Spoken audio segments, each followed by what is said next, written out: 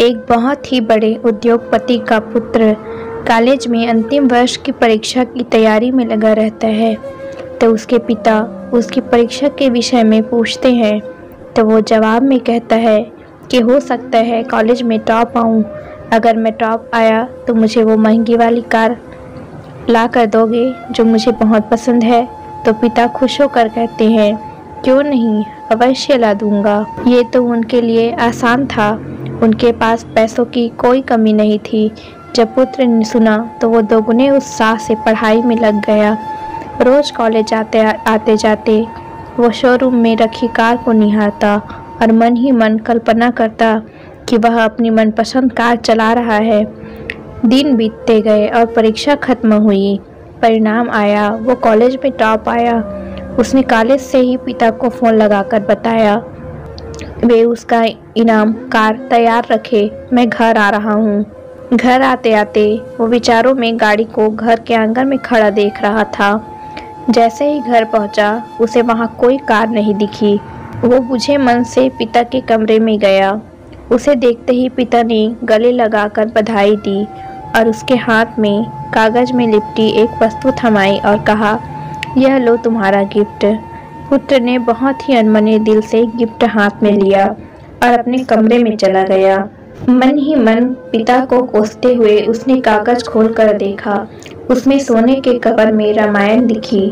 ये देखकर अपने पिता पर बहुत गुस्सा आया, लेकिन उसने अपने गुस्से को संयमित कर एक चिट्ठी अपने पिता के नाम लिखी कि पिताजी, आपने मेरी कार गिफ्ट न देकर ये रामायण दी। शायद इसके पीछे आपका कोई अच्छा राज छिपा होगा, लेकिन मैं यह घर छोड़कर जा रहा हूँ और तब तक वापस नहीं आऊँगा जब तक मैं बहुत पैसा न कमा लूँ। और चिट्ठी रामायण के साथ पिता के कमरे में रखकर घर छोड़कर चला गया। समय बीतता गया। पुत्र होशियार था, होनहार था, जल्दी ही बहुत धनवान बन गया। शादी की और शान से अपना जीवन जीने लगा। कभी कभी उसे अपने पिता की याद आ जाती तो उसकी चाहत पर पिता से गिफ्ट न पाने की खींच हावी हो जाती। वो सोचता, माँ के जाने के बाद मेरे सिवा उनका कौन था। इतना पैसा रहने के बाद भी मेरी छोटी सी इच्छा भी पूरी नहीं की। यह सोचकर वो पिता से मिलने से कतराता था। एक दिन उसे अपने पिता की बहुत याद आने लगी। उसने सोचा, क्या छोटी सी बात को लेकर अपने पिता से नाराज हुआ? अच्छा नहीं हुआ। ये सोचकर उसने पिता को फ़ोन लगाया। बहुत दिनों बाद पिता से बात कर रहा हूँ, ये सोच धड़कते दिल से रिसीवर थामे खड़ा रहा। तभी सामने से पिता के नौकर ने फ़ोन उठाया और उसे बताया कि मालिक तो 10 दिन पहले स्वर्ग सिधार गए और अंत तक तुम्हें याद करते रहे और रोते हुए चल बसे। जाते जाते कह गए कि मेरे बेटे का फ़ोन आए तो उसे कहना कि आकर अपना व्यवसाय संभाल ले। तुम्हारा कोई पता नहीं होने से तुम्हें सूचना नहीं दे पाए। यह जानकर पुत्र को गहरा दुख हुआ और दुखी मन से अपने पिता के घर रवाना हुआ।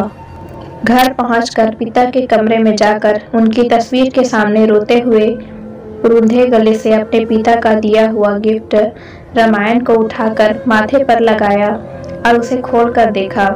पहले पन्ने पर पिता द्वारा लिखे वाक्य पढ़ा, जिसमें लिखा था, मेरे प्यारे पुत्र, तुम दिन दुगनी रात चौगुनी तरक्की करो और साथ ही साथ मैं तुम्हें कुछ अच्छे संस्कार दे पाऊँ, ये सोचकर रामायण दे रहा हूँ।